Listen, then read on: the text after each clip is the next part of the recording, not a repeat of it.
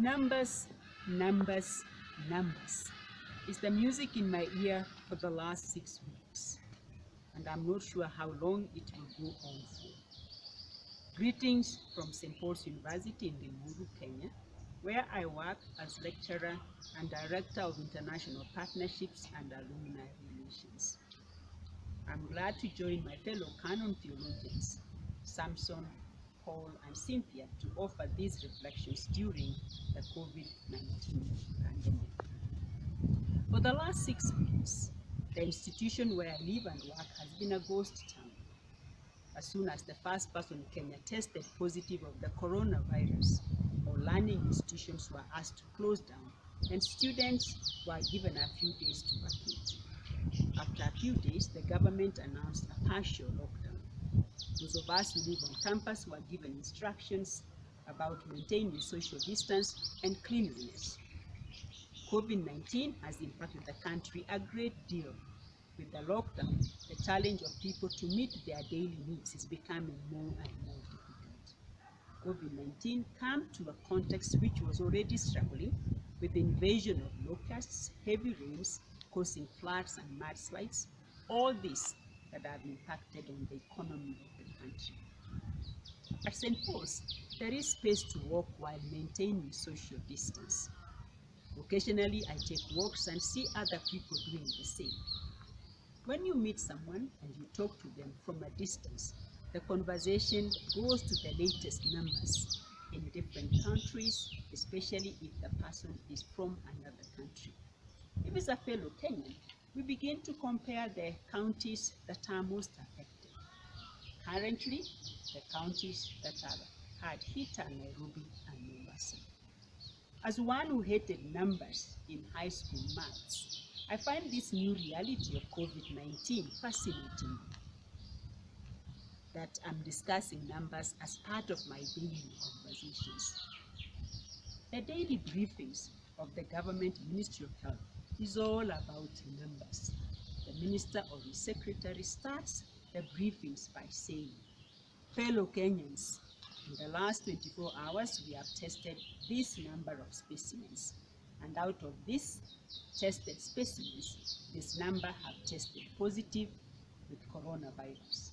Out of the positive cases, this number is male and this number is female. The positive cases come from these counties." The numbers are described in terms of age, gender, and geographical location. The numbers that stick are those who have been infected or those who have died.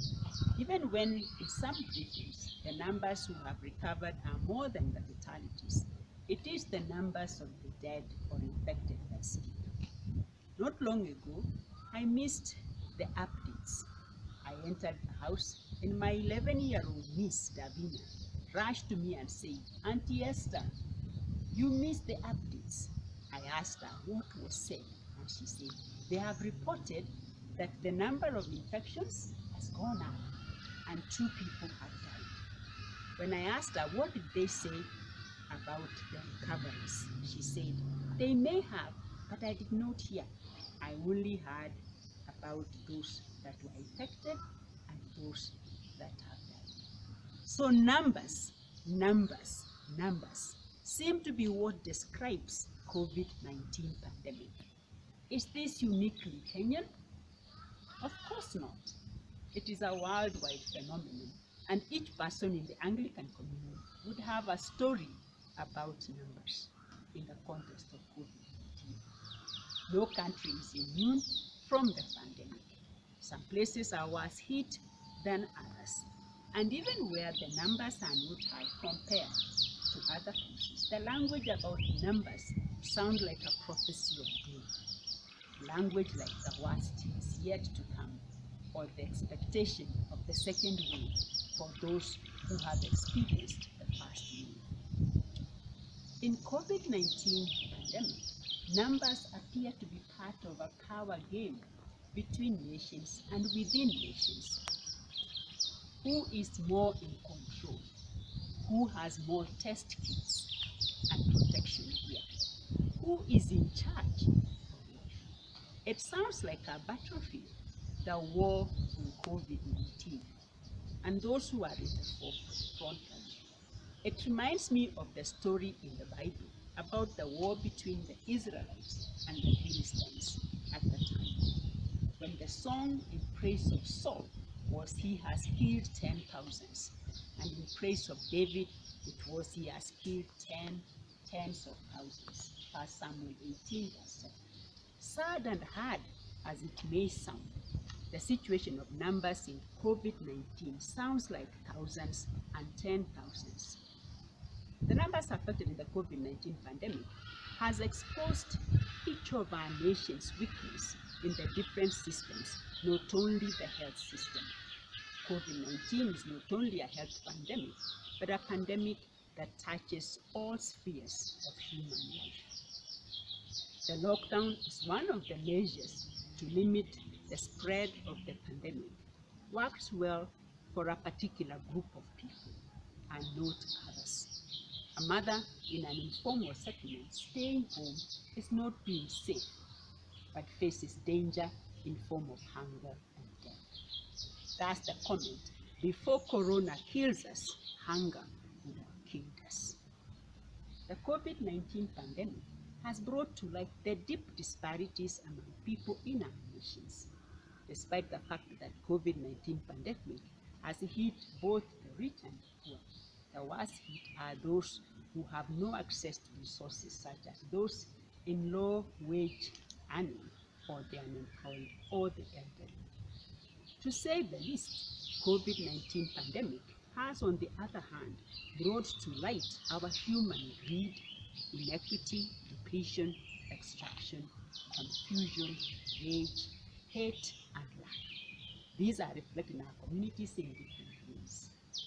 We experience more fear, anxiety, and suspicion among each other. COVID-19 has created room for some to apportion blame and others to read and interpret scriptures to increase fear than hope. The COVID-19 pandemic has negatively impacted on gender relations, hence an increase of gender-based violence. COVID-19 pandemic has caused a social disruption to the practices that were part of the human society. Church services are no longer the same. Leaders have to think about what it means to hold a church service. A few have to organize a service and others follow it online. Weddings and funerals that were attended by huge numbers are now attended by specific numbers. Questions on how we accompany each other in times of joy and pain when we are asked to keep social distance have emerged. So numbers is the way COVID pandemic is reported. But behind these numbers are human faces of grandparents, parents, sisters, brothers, uncles, and aunts, leaders in our societies. The numbers are human beings who, when infected or die, they are missed by loved ones. They are children of God like all those who are alive. Reflecting on COVID-19 pandemic, when we have just celebrated Easter and are still in the Easter season, I was led to think about the life and ministry of Jesus and how he dealt with the numbers in his day. He dealt with crowds and individuals. He met the needs of crowds and also recognized individuals. He chose 12 disciples. He sent out 70 disciples. He fed thousands, but only 5,000 men were counted. Women and children were not counted. He healed the woman with the flow of blood and raised the daughter of Jairus. He raised Lazarus from the dead, and he recognized the widow who gave an offering. Most importantly, Jesus suffered and died. After 3 days, he rose from the dead. He appeared to people whose faith had been shattered after his death. Among them was one woman called Mary, to whom he appeared while she was weeping at the empty tomb. Confused and afraid, she heard him call her by name, Mary. He commissioned her to go and tell his disciples that he was alive. This became the crux of our faith as a resurrection people. The COVID-19 pandemic is a painful experience because it is like looking at the face of death. The crux of our communion is hit hard. We are an Easter people. We are a resurrection people. And it is the hope of Easter that we both hold and share with all in the society. COVID-19 has exposed us to the realities of death, but at the same time challenges us to live as a people of resurrection.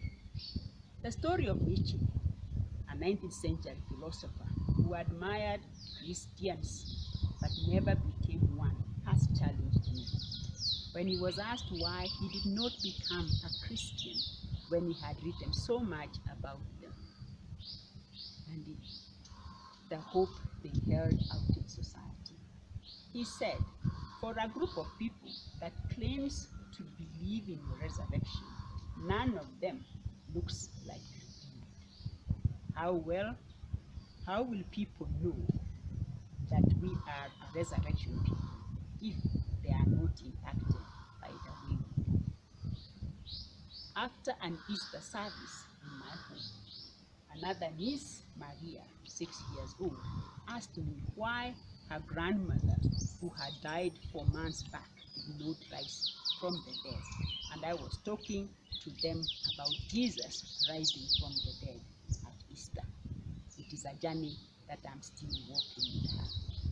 Resurrection is a gift from God who keeps interrupting all of us, trying to teach us to honor God. As the people of resurrection, we incarnate the presence of Jesus, confronting what COVID-19 has exposed. As resurrection people, we bring and give hope, accompany others, and restore what is lost. May God help us to listen to the silences of the COVID-19 pandemic numbers and use this opportunity to begin a new normal or to make a new garment, and to use the words of Jesus, no one puts a piece from a new garment on an old garment, or else he will tear the new, and also the piece from the new will not match the old. Luke 5:36. The new garment that we have should make after COVID-19 should fit all, so that numbers is not the phrase in the new normal.